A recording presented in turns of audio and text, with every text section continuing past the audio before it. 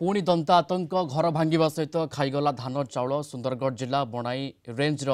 बाबुनागा गुड़ियाली अंचल लोकों निद हजाई बणुआ दंता गाँव में पशि तीनोटी घर भांगी दंता हाथी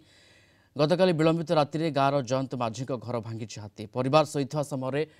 हाथी आक्रमण करथिला कांथ भांगी अल्पके बर्ती जाइछन्ति परिवार लोके से भली गाँवर हृषिकेश पात्र घर और पाचेरी भांगा सहित घरे थिबा धान चाउल खाई देछि दंता घटना नहीं वन विभाग को अवगत कर तुरंत हाथी समस्यार समाधान करना गले वनखंड कार्यालय घेराव कर स्थानीय सरपंच एवं ग्रामवासी मोर चाउल नष्ट कर घर भांगी देजी बाउंड्री भांगी देजी आमे केमती रहमु वर्षा दिन रे खाइबा गुजे चाउल भी नहीं घर भी रहिबा गु नहीं आमे केमती रहबु केमती चलबु सेटा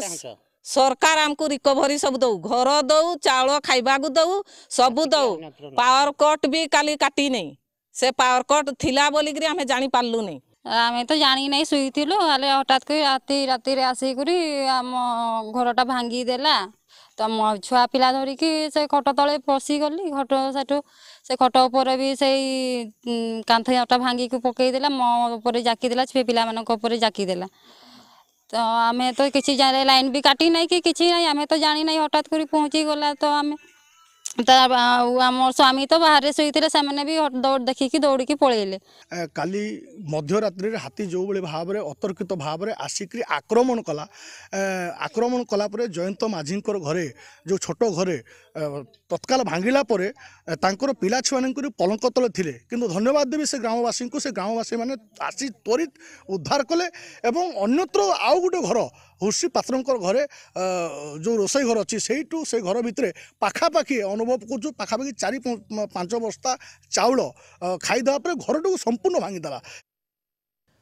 बणा रिपोर्टर सत्यनारायण मिश्र जोड़ी होती आम सहित फोलाइन सत्यनारायण एवं कथा होची दंता हाथीर आतंक बलू केमती सुरक्षित रे गाँ लोके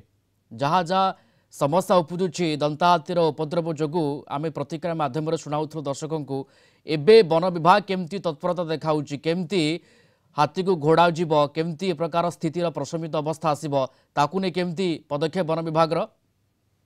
रंजन देखो जेहेतु एबे जदि हाथी कथा कहवा आम हाथी ए बणे अंचल को संपूर्ण भाव नित हजई देछि बणे सहर सेदिन हाथी बुलूला वन विभाग जदि कहवा वन विभाग से भली कार्य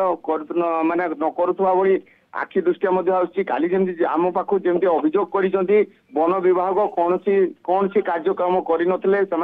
हिसाब से जो खबर देला बहुत समय पर वन विभाग से भितर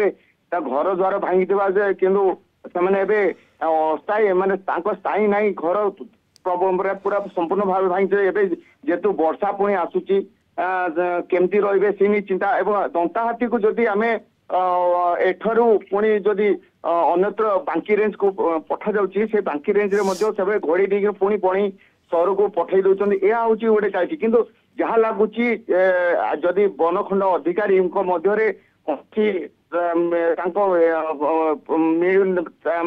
मिलामिशा रही पारनी कौन जेप रोचे जहाँकि से आधार से हाथी को जहाँकि जदि जाऊँगी से अन्यत्र जंगल को पठेवा जगार पुणी पुनर्बार से अन्य बांकी राउका वनखंड पुणी बणई वनखंड को पठेदेवा यह एक गोटे माने दुखदायक घटना घटुची वन विभाग बिल्कुल एवं देखबार कथा वन विभाग केमती सक्रिय रहुची अर्थात तत्परता देखाउची किभली भाबे हाथी को घोड़ाउची केमती लोकों मनरू भय दूर कराउची वन विभाग तार उपरे समस्तंकर नजर रहिबो। धन्यवाद जोड़ी होते सत्यनारायण मिश्र बणाई रिपोर्टर फोलाइन अधिक आमको विस्तृत सूचना दौले।